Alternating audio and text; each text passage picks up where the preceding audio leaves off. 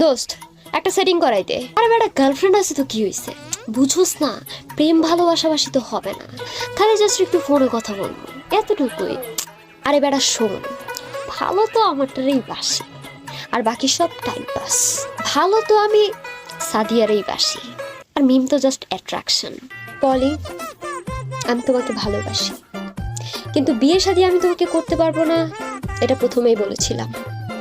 বিয়ে তো আমি শুধু সাদিয়াকেই করব। আরে রিয়া, তুমি বুঝতেছো না কেন? আমার অলরেডি গার্লফ্রেন্ড আছে, আর আমি তার প্রতি একদমই লয়াল, ঠিক আছে? হ্যাঁ, তুমি যদি চাও তো ওই যে ফ্রেন্ডস উইথ বেনিফিট একটা ব্যাপার আছে না, ওইটা কিন্তু আমাদের মধ্যে হইতে পারে। ট্রাস্ট মি সাদিয়া, আমি তোমাকে সত্যিকারের ভালোবাসতাম না, আমি বাসতাম না, বাসি, এখনো বাসি। আমি তোমাকে ছাড়া থাকতে পারবো না। না বলো বলো, শুনতেছি না। আমি চিন্তা করতেছি, আগে হাত কাটবো না, পা কাটবো না, গলা কাটবো না, গলায় দড়ি দিব, কি করবো আমি চিন্তা করতেছি।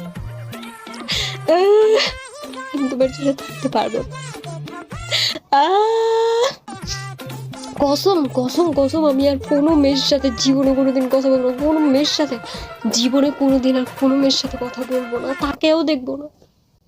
প্লিজ আমার সাথে ব্রেকআপ করো না বাবু। হ্যালো, হ্যাঁ মাইশা, দেখা করবা?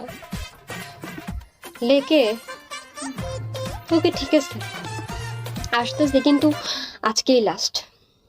আমাদের আর জীবনে দেখা হবে না, আজকেই লাস্ট।